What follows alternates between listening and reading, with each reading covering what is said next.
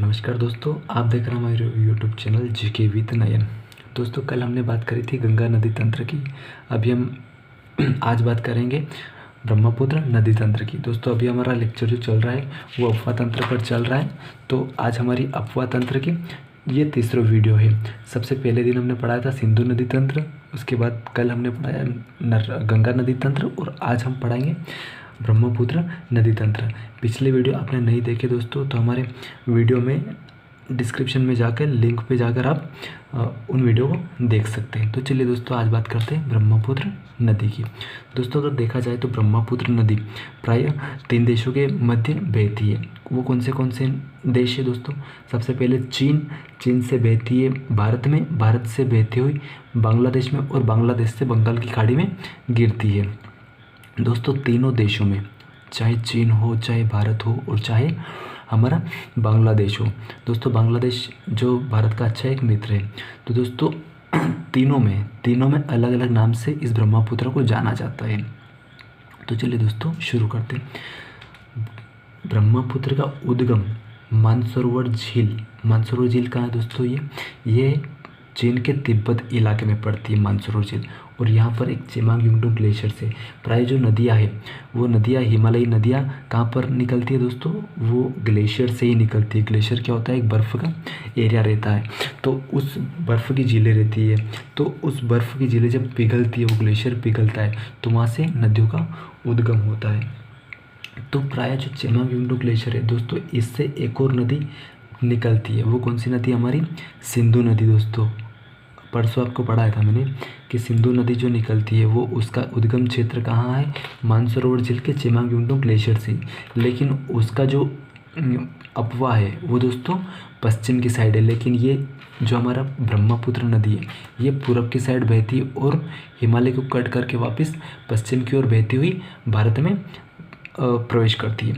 दोस्तों, अगर बात करें तो तिब्बत में जो ब्रह्मपुत्र है, मैंने दोस्तों अभी बताया मैंने कि तीनों देशों में अलग अलग नाम से जाना जाता है। तो जो तिब्बत में ब्रह्मपुत्र नदी, उसको सांगपो कहा जाता है। क्या कहा जाता है दोस्तों? सांगपो तिब्बत में सांगपो के नाम से जाना जाता है। और जो भारत में जब प्रवेश करती है दोस्तों, तो ये भारत में जब प्रवेश करती है तो दिहांग के नाम से प्रवेश करती है। किस नाम से? दिहांग के नाम से प्रवेश करती है। दोस्तों, जब अरुणाचल प्रदेश में घुसती है, सबसे पूर्वी राज्य कौन सा? हमारा अरुणाचल प्रदेश। तो अरुणाचल प्रदेश में एक नामचा बरवा आता है। कौन सा? नामचा बरवा। दोस्तों, नामचा बरवा के निकट ये हिमालय को काट कर ही आई के अंदर, क्योंकि हमारा जो पूरा उत्तर पूर्वी एरिया है वो पूरा क्या है? हिमालय एरिया है। तो वहाँ पर हिमालय को काट कर ये चीन से प्रवेश करती है भारत में। तो वहाँ पर एक गहरे गार्ज का निर्माण करती है और वहीं से उसका नाम दिहांग जाना जाता है। उसको क्या बोलते हैं? दिहांग। तो अरुणाचल प्रदेश के लोग क्या बोलते हैं? दिहांग। अगर इसकी लंबाई की बात करें दोस्तों, तो ये 2900 किलोमीटर बहती है। इसका ये टोटल ग्रोस लंबाई है दोस्तों।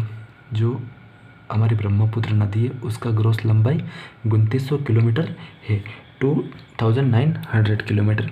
अगर भारत की बात की जाए तो 916 किलोमीटर भारत में बहती है। 916 किलोमीटर भारत में बहती है। जो ये दिहांग है, दिहांग में 2 नदियाँ मिलती है दोस्तों। एक है दिवांग, दूसरी है लोहित। इस दिहांग में ये दोनों नदियाँ मिलने के बाद में, इस दिहांग में इन दोनों नदियों के मिलने के बाद में हम इस नदी को ब्रह्मपुत्र के नाम से जानी जाती है। किसको? दिहांग को।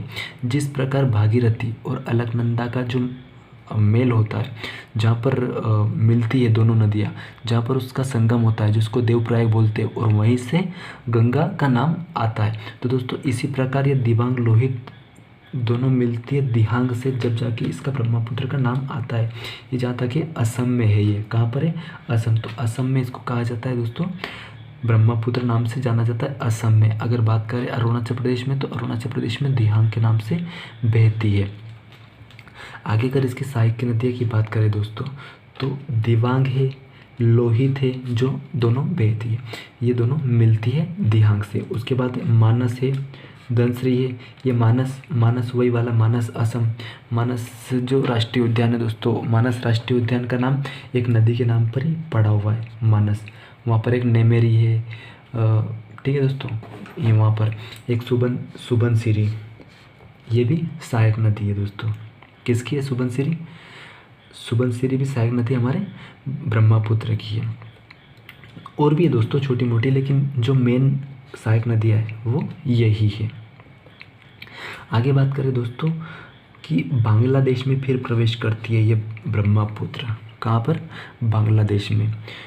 जब बांग्लादेश में प्रवेश करती है तो दोस्तों ब्रह्मपुत्र नदी को जमुना के नाम से कहा जाता है। क्या कहते हैं? जमुना। और ये जमुना उसी नदी में मिलती है दोस्तों। ये जमुना किस नदी में मिलती है दोस्तों? पद्मा में। पद्मा कौन है? हमारी गंगा नदी। कौन है? गंगा नदी दोस्तों। आगे बात करते हैं दोस्तों, ये जो ब्रह्मपुत्र नदी है, ब्रह्मपुत्र नदी पर भारत या विश्व का सबसे बड़ा नदी द्वीप है दोस्तों। भारत नहीं, विश्व कह सकते हो आप। विश्व में भी नदी द्वीप, ये माजुली नदी द्वीप भी है। तो विश्व का सबसे बड़ा नदी द्वीप, ये नदी के बीच में, दोनों तरफ नदी बहती है और बीच में ये नदी द्वीप है। और दोस्तों ये जो माजुली है, ये भारत का पहला द्वीपीय जिला है दोस्तों। क्या ये? द्वीपीय जिला। भारत का द्वीपीय जिला कौन सा है दोस्तों? वो है हमारा माजुली। कौन सा है दोस्तों? माजुली। आगे बात करें, मैंने दोस्तों बता दिया कि जमुना जो है वो मिलती है हमारी पद्मा से। कैसे मिलती है? पद्मा से। और जो दोनों फिर मेघना के नाम से, मेघना नदी, इन दोनों में फिर मिलती है हमारी मेघना नदी। कौन सी नदी मिलती है दोस्तों? दोनों नदियाँ आगे मेघना से, और आगे मेघना के नाम से ये बंगाल की खाड़ी में गिरती है। ठीक है दोस्तों, तो ये था हमारा ब्रह्मपुत्र नदी तंत्र। ठीक है दोस्तों, तो ये कौन से देशों में बहता है? एक तो हमारा चीन है, एक है हमारा बांग्लादेश और एक है हमारा भारत। अगर क्रमशः देखा जाए तो चीन, फिर भारत और फिर बांग्लादेश। ठीक है दोस्तों, तो ये ब्रह्मपुत्र नदी तंत्र कंप्लीट होता है यहाँ पर।